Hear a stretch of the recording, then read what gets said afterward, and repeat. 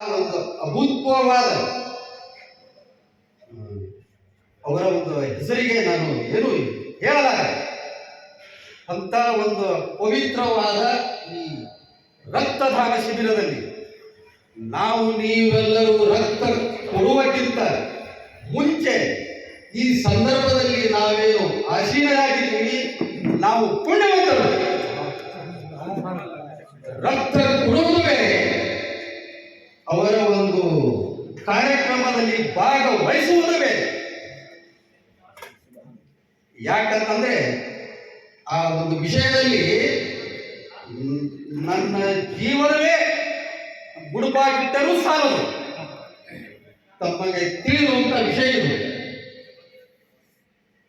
ಈ ರಕ್ತ ದಾನ ಶಿಬಿರದಲ್ಲಿ ನಮ್ಮ ಗುರುಗಳು ಹಾಕಿ ಕೊಟ್ಟಂತ ಒಂದು ಮಾರ್ಗದರ್ಶನದಲ್ಲಿ ತಾವೆಲ್ಲರೂ ಯುವಕರು ಭಾಗಿಯಾಗಿ 3ನೇ ವರ್ಷದಲ್ಲಿ ಏನು ಒಂದು ಕಾರ್ಯಕ್ರಮ ನಡೆಸಿಕೊಟ್ಟು ಬರ್ತಾ ಇದ್ದೀರಲ್ಲ,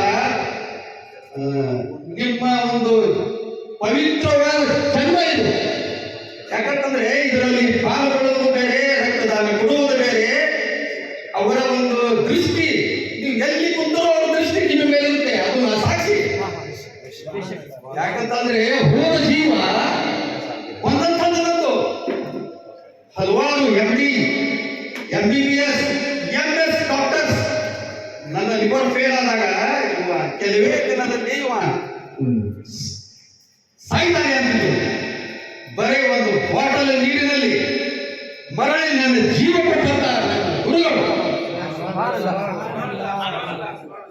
ಅದು ಈ ಜಗತ್ತೇ ಒಂದು ತಕ್ಕಡಿಯಲ್ಲಿ ಇಟ್ಟು ನಮ್ಮ ಗುರುಗಳ ಪವಾಡಗಳು ಒಂದು ತಕ್ಕಡಿ, ಗುರುಗಳ ಬೇರೆ ಅವರ ಪವಾಡಗಳು ಒಂದು ತಕ್ಕಡಿಯಲ್ಲಿ ಇಟ್ಟರೆ ಸಾಲದು.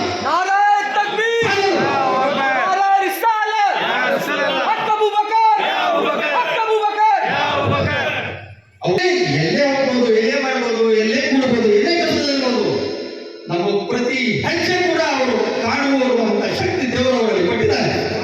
ಆದರೆ ನಾನೇ ಸಾಕ್ಷಿ. ಯಾಕಂದ್ರೆ ನಾ ಅವರು ಮನಸ್ಸದಲ್ಲಿ ಇದ್ದಾಗ ಒಂದು ವಸ್ತು ನಾನು ಬೇರೆ ಕಡೆ ಒಯ್ದಿಟ್ಟಿದ್ದೆ. ನನಗೆ ಬಳಸಿರ್ತಕ್ಕಂಥ ವಸ್ತು ನನಗೆ ವೈಯಕ್ತಿಕವಾಗಿ ಒಂದು ವಿಷಯ ದೀಕ್ಷೆ ಹೇಳ್ತಾ ಇದ್ದೀನಿ. ಅವರ ಶಕ್ತಿ, ಅವರ ಪವಾಡ. ಅವರು ಊರಲ್ಲಿ ಇರಲಿಲ್ಲ. 3 ದಿನದ ಬಳಿಕ ಅವರು ಬಂದರು. ಬಂದಾಗ ನಾನು ಅವರ ಸಾನ್ನಿಧ್ಯದಲ್ಲಿ ನಮಸ್ಕರಿಸಬೇಕಂತ ಹೋದಾಗ ಇಲ್ಲಪ್ಪ ಅಂದರು. ಯಾಕೆ ಗುರುಗಳು ಅಂದ, ಮೊನ್ನೆ ರಾತ್ರಿ ಈ ಗಿಡದ ಹತ್ರ ಏನಿಟ್ಟು ಬಂದ್ರಿ ಏನು? ಅವರು ಊರಲ್ಲೇ ಇಲ್ಲ, ನಾ ಯಾರಿಗೂ ಹೇಳಿಲ್ಲ. ಈ ವಿಷಯ ಗುರುಗಳಿಗೆ ಹೇಳಬೇಕು. ಇಲ್ಲ ಗುರುಗಳ, ನಾನು ಹೋಗಿಲ್ಲ. ಅಲ್ಲಲ್ಲ, ನೀವು ಎಲ್ಲಿ ಹೋಗಿ ಹೇಳು? ಹೌದು ಗುರುಗಳೇ, ತಪ್ಪಾಗಿದೆ, ಹೋಗಿದ್ದೀವಿ. ಆ ವಸ್ತು ತಗೊಂಡ್ಬರ್ತೀವೋ, ಗಿಡದ ಹತ್ರ ಇಟ್ಟಿದ್ವೋ, ನಾನೇ ತರಲೇ ಒಂದು. ಇದು ನಡೆದ ಘಟನೆ. ಅದಕ್ಕಾಗಿ ಅದು ಎಷ್ಟು ಹೇಳೋದು ಸಾಲದು. ನಾ ಈ ವಿಷಯ